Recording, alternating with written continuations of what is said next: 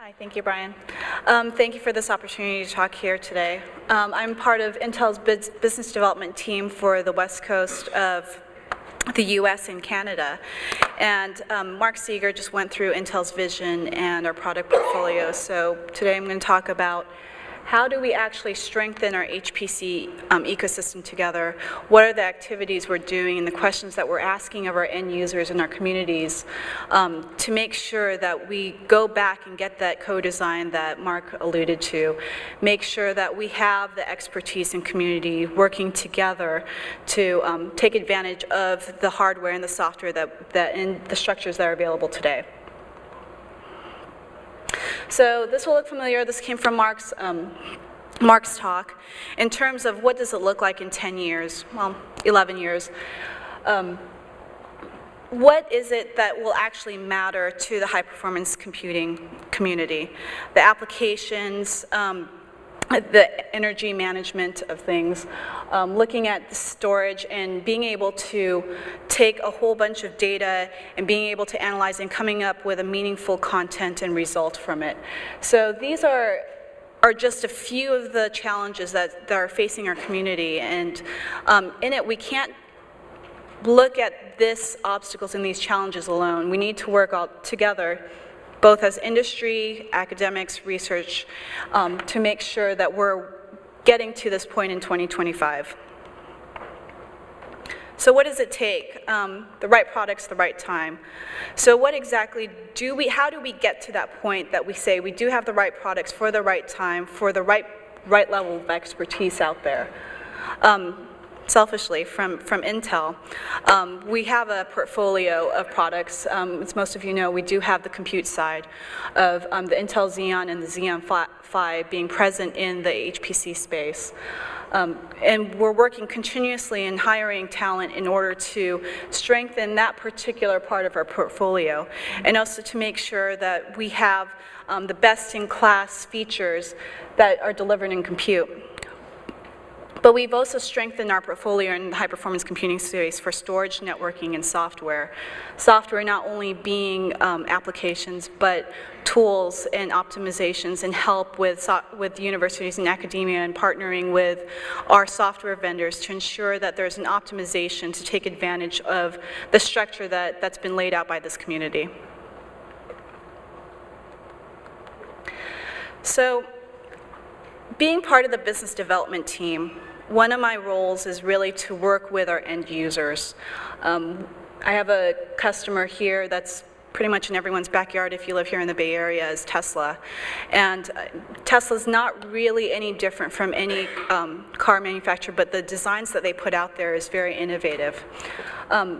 I've had the privilege of being able to talk to some of the mechanical engineers there and actually learn how they're taking their modeling and using HPC in their workstations and their desktops and being able to see how productive they are. And from taking those renderings and those modeling and analysis and being able to say, okay, well, at this point, I'm ready to send it to a cluster and make sure that I get a bigger part of that meaningful data. So the questions that follow after that is, well, how do we make sure that everything you're doing right now is optimized so you have a faster time to productivity, that you get a better return on your investment in any of the hardware or software that you've invested to make this work. And what we also find is, and what we've neglected to see sometimes, is within the industry, a lot of these people are not computer programmers, don't know that they are actually using high-performance computing, but they are users of high-performance computing, and they are users to make sure that they're delivering products to the rest of the world that's innovative. So this is just one idea of how manufacturing is actually touched by high-performance computing, and it's not really those that develop the high-performance computing structures that actually benefit from it, but it's also the products that they put out there. Mark Seeger also talked a ton about co-design. What does it mean for co-design? And it's not only just in hardware, it's in software and networking and storage and any other components that we have in high-performance computing. This type of co-design can come from many places, whether it's our OEMs, our software vendors, or our end users. Other than industry, I do call on a few labs as well as government entities and research facilities. Two of them, again, back in our backyard here in California, NASA and San Diego Supercomputing. They have a number of different applications ranging from molecular dynamics, fluid dynamics, astrophysics code.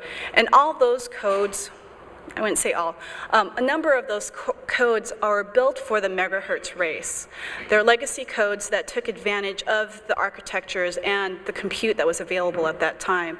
But as we're getting more sophisticated with our HPC architectures and what we have is wider and more parallel structures, we're working with them to ensure that what they bring to the open source community, what they bring to their particular research is more highly efficient, and working with their software vendors or their programmers and their coders to make sure that they have the knowledge to write the right code for their science.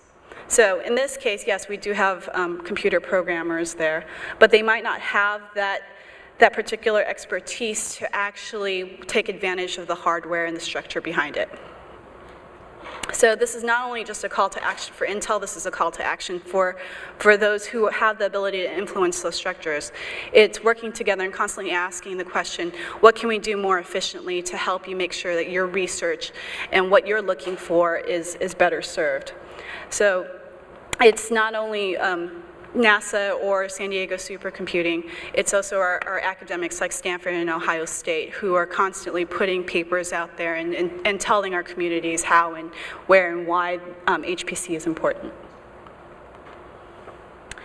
So I'll touch on this several times during this talk, is that the program expertise, and we do have a few people here from our software group here, talk about optimizations and tools. But it really is, what we're trying to do today is not only to take advantage of the compute and the structures that we have, but what we're trying to do is future-proofing to when we do get to the exaflop compute. And when the exaflop compute actually trickles down to where the workstation's place might be, it's making sure that we do have that greater resource that's made available.